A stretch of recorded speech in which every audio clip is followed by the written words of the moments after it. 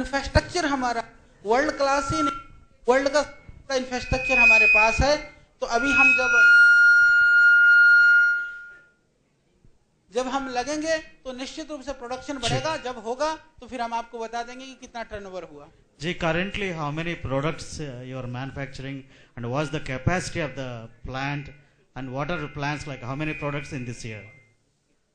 हमारे जो प्रोडक्ट्स हैं लगभग आपको जो हम ओपन मार्केट में जो लॉन्च कर रहे हैं लगभग 100 प्रोडक्ट्स हैं, क्योंकि वैसे तो हम लोग करीबन 500 प्रोडक्ट्स बनाते हैं जो आयुर्वेदिक मेडिसिन हैं, आयुर्वेदिक दूसरे जो चीज़ें हैं हम वो ओपन मार्केट में नहीं दे रहे हैं। उसके दो रीजन हैं। फर्स्ट यह है क्योंकि आयुर्वेदिक जो मेडिसिन होती हैं वो बिना डॉक्टर्स के प्रिस्क्राइब करे हुए आम पब्लिक को वैसे ही यूज नहीं कराया जा सकता है। सेकंड, क्योंकि जो प्रोडक्ट्स होते हैं वह उसका जो रॉ मटेरियल है, जो हर्ब्स हैं, जो मेडिसिनल जो प्लांट वह उतने अवेलेबल नहीं हैं कि हम लोगों को हम बहुत बड़े स्तर पर बना सकें। हाँ, कल्टीवेशन होएगा। इस आंध्र प्रदेश के अंदर भी बहुत सारी जड़ी बूटियां होती हैं, बहुत सारी चीजें होती हैं, तो वो वहां हम लोग यहाँ से भी उगाएंगे। हम लोग जड़ी बूटी यहाँ से भी जब तो बाद में हम जाएंगे। तो बाकी अभी लगभग हम लोग 500 प्रोडक्ट को कर रहे हैं। और आपको सुन करके खुशी होगी, जो फूड सिक्योरिटी के लिए जो स्टैंडर्ड्स होते हैं, जो मानक होते हैं, हम लोग 100% उसको फॉलो करते हैं। और आपको सुन करके खुशी होगी कि हम लोग जो यूएस एफडीए का स्टैंडर्ड होता है उस स्टैंडर्ड को हम लोग फॉलो करते हैं। हेलो, बालकृष्ण जी, यहाँ कोने में बैठा हूँ मैं, यहाँ जी भैया, आपका स्वागत है। लेकिन हम यहाँ के पत्रकारों का ज़्यादा आमना सामना रामदेव जी से ही होता आ रहा है कई वर्षों से। आपने कहा कि हम बात ही नहीं काम करते हैं। मेरा सवाल सबसे पहले ये है, योग की क्रांति चली थी और रामदेव बाबा जी ने आश्वासन नहीं बल्कि उन्होंने एक तरह से एश्योर किया था कि हर ग्राम में एक योग केंद्र चलेगा और आपका योग प्रशिक्षक हर जगह देगा। लेकिन आज वो योग केंद्र शहर में ही नहीं दिखाई दे रहे हैं, तो ग्राम में कहाँ चलेंगे? तो आप इसके बारे में क्या कहते हैं? कि पहला सवाल मेरा है। दूसरा सवाल ये है कि अभी आपके जो केंद्र चल रहे हैं जहाँ पर आपकी सामग्री और प्रोडक्ट्स बिक रहे हैं, वहीं पर इतना शॉर्टेज है कि लोगों को महीना भर तक कोई चीज़ नहीं मिलती है। तो फिर अब इस तरह से खुला मार्केट में आने का क्या मतलब है? इस पर थोड़ी रोशनी डालिए बस। बिल्कुल, मैं दोनों प्रश्नों का आपको उत्तर दूंगा। पहला प्रश्न आपका था, उस संदर्भ में मैं कहना चाहता हूं कि जो गांव में योग को पहुंचाने का लक्ष्य था वो अनवरत चल रहा है। और पूरे देश के अंदर आपको सुनकर के खुशी होगी, 1 लाख से ज्यादा अभी भी हमारी फ्री क्लासेस चल रही हैं। और हर डिस्ट्रिक्ट लेवल पर हमारी पतंजलि योग समिति और भारत स्वाभिमान के कार्यकर्ता वह योग सिखाने का कार्य भी अनवरत कर रहे हैं। हाँ, आंध्र प्रदेश के संदर्भ में सही आंकड़ा की एकदम डिटेल में मैं जाऊं तो, क्योंकि मेरे को मोटे तौर पर पता है कि यहाँ यदि स्थिति थोड़ी कमजोर है यदि, तो उसको भी हमारे शिक्षक और सब बैठे हैं, मैं आ गया हूं, उसको हम मजबूत करेंगे। बाकी पूरे देश में बहुत स्ट्रांगली, बहुत मजबूती के साथ और बहुत ही मुस्तैदी के साथ चल रहा है और यहाँ भी चलेगा। और आंध्र प्रदेश में भी वह दिन बहुत जल्दी आएगा, हम गांव में योग को पहुंचाएंगे। पहला हमारा मकसद योग है, दूसरा मकसद हमारा स्वास्थ्य है। तो स्वास्थ्य को लेकर के ही हम इन चीजों को लेकर के आ रहे हैं। दूसरा प्रश्न जो आपने किया कि उत्पाद अभी जहां भी जो सेंटर हैं वहां भी अवेलेबल नहीं है, यह बात सत्य है कि सारे प्रोडक्ट्स अवेलेबल नहीं है। उसके पीछे एक मैं बहुत इंटरेस्टिंग बात बताऊंगा कि हमारा ये अभी इन्होंने एक प्रोडक्ट का ये लिस्ट बनाया है, आपके इंग्लिश में और उसमें बनाया हुआ है, तेलुगु में भी है। तो हमारे भाई है, हमारी कमी पर मैं बताना चाहूंगा नहीं, तो पढ़ करके प्रोडक्ट की लिस्ट पढ़ करके आ जाते हैं, कहते हैं हमारे को ये प्रोडक्ट दे दो। तो कहते हैं ये प्रोडक्ट तो हमारे पास नहीं है, वो दिखता है दीवारों में इधर उधर, कहता है देखो वो रखा तो है कोने में। बोला अच्छा, मुझे पता नहीं था। तो इसका अर्थ यह है कि जो प्रोफेशनलिज्म होना चाहिए, वो भावना से जुड़े हुए लोग थे, वो कॉमर्शियल या प्रोफेशनल लोग नहीं थे। इसीलिए सेंटर्स और चिकित्सालय में उन्होंने सोचा कि बाबा जी की सेवा है, चलो प्रोडक्ट जो आ रहे हैं हम दे दें। एक तो ये भावना भी रही जिससे कि सारे प्रोडक्ट हम व्यवस्थित रूप से नहीं दे पाए।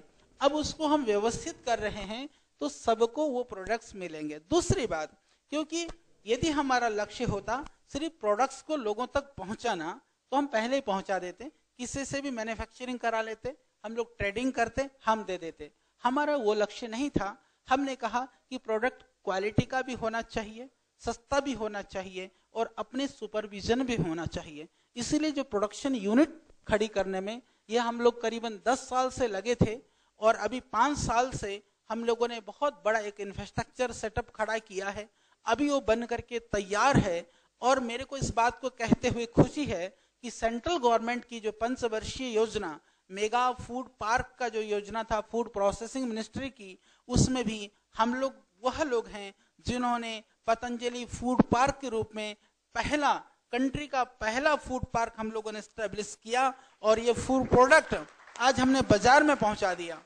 मैं इस बात को पूरे दृढ़ता के साथ कह सकता हूं कि बाकी फूड पार्क अभी तो पेपर में ही हैं, किसी की ने जमीन ले ली है, किसी के पास लैंड भी नहीं है। हमारा फूड पार्क है जो प्रोडक्शन भी अभी हम बड़े स्तर पर कर रहे हैं। तो जो आपने कही कि निश्चित रूप से वह समस्या, क्योंकि यह जरूरी नहीं है पूरे देश के लोग हमारे प्रोडक्ट ही यूज करेंगे, पर जितने लोग चाहेंगे तो उत्सुक हैं कि नहीं हमें प्रयोग कर कि लोग इन प्रोडक्ट को हम पूरा दे पाएंगे लोगों को, कोई शॉर्टेज बाजार में नहीं होगी। Sir, how are your products priced and what is the investment if you can reveal it? देखिए, इंग्लिश में आंसर चाहिए या हिंदी में? इंग्लिश में बोलना हो तो मैं प्रेसिडेंट को दे दूंगा, नहीं हिंदी में बोलना हो तो मैं बोलूंगा। हाँ, तो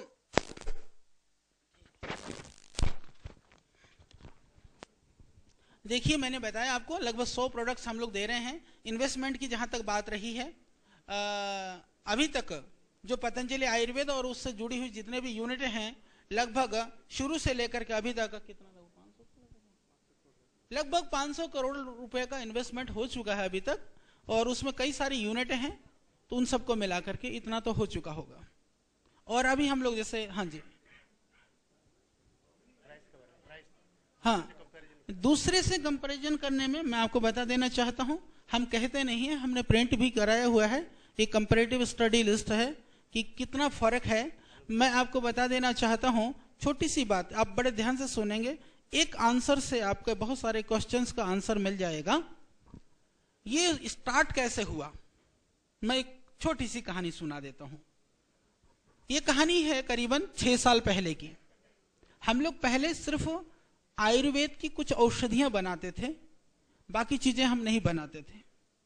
श्रद्धेय स्वामी जी जो है वह, हम लोग बैठे हुए थे, बात हो रही थी, स्वामी जी ने कहा, स्वामी जी के पास सूचना आई कि क्योंकि नॉर्थ इंडिया में प्रतापगढ़ एक ऐसा क्षेत्र है वहां आंवला बहुत होता है, देश में सबसे ज्यादा आंवला वहां पैदा होता है।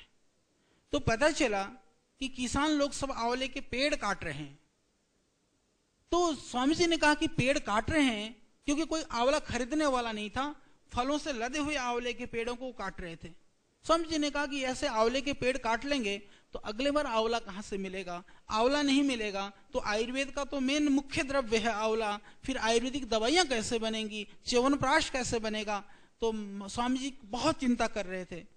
मैंने स्वामी जी को कहा, महाराज जी हम क्या कर सकते हैं, आंवला हम खरीद भी लें, हम सुखा लेंगे, आंवले का पाउडर कर लेंगे, त्रिफला बना लेंगे, या थोड़े बहुत आंवले का मुरब्बा बना लेंगे। स्वामी जी ने कहा कि नहीं, ऐसा करते हैं, आंवला जितना भी मिले खरीद लो। करीबन 6000 टन लगभग हम लोगों ने आंवला उस टाइम पर सारा इकट्ठा करा, तो हमने खरीदा। मैंने कहा स्वामी जी करना क्या है। स्वामी जी ने कहा कि इसको देखो, ढूंढो कहीं जूस निकालने वाली जगह पे ले जाकर के इसका जूस निकालो। और हम लोगों ने फर्स्ट टाइम इंडिया के अंदर आंवले को जूस को जो है वो पैक कर करके आंवले का जूस, स्वामी जी ने कहा कि मैं लोगों को कहूंगा कि आंवला बहुत गुणकारी है। सच में आंवला बहुत गुणकारी है, आंवला अमृत है। तो लोगों ने जो है वो आंवले का जूस पीना शुरू कर दिया। और मुझे कहते हुए खुशी है कि हमारा जो अगला आंवले का सीजन शुरू होने से पहले ही वो आंवले का जूस खत्म हो गया। तो अभी बहुत सारी कंपनियां आंवले का जूस बना रही हैं, तो हमारा काम सिर्फ बना करके बेचना नहीं है, अभी तो हमारा काम है कि लोगों को जागरूक भी करना, प्रेरित भी करना। तो आंवले का जूस हम लोगों ने लगभग 100 रुपये लीटर में शुरू किया था। 100 रुपया लीटर हम लोगों ने आंवला जूस शुरू किया था।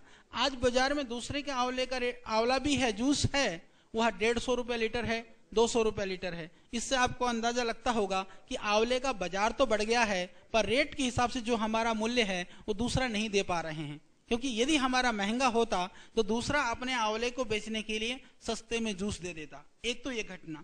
दूसरी बात, उसी टाइम पर आपने देखा होगा, आप भी जानते हैं क्योंकि आप शहर में रहते हैं, सिटी वाले भाई बहन सब जानते हैं कि एलोवेरा जूस जब इंडियन मार्केट में आया उसका प्राइस कितना था?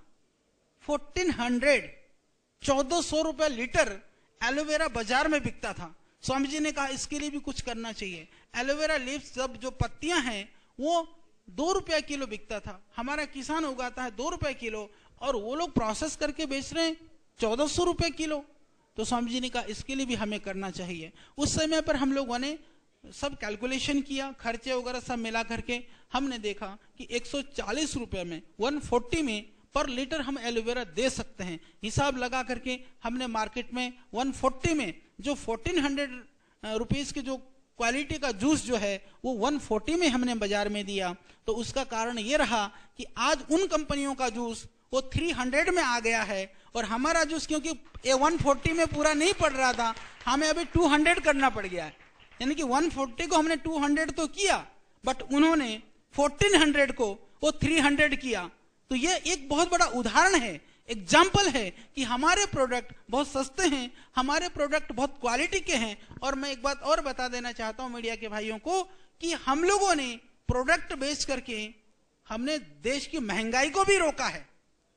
हम सस्ते प्रोडक्ट अच्छे देंगे तो दूसरी कंपनियों को भी मजबूरन उन प्रोडक्ट को सस्ता देना पड़ेगा। उसका जो लाभ है वो आम पब्लिक को, जनता को, जो खरीदार है उसको मिलेगा। तो यह काम पतंजलि आयुर्वेद के द्वारा, पतंजलि योगपीठ के द्वारा, श्रद्धेय स्वामी जी के नेतृत्व के द्वारा किया जा रहा है।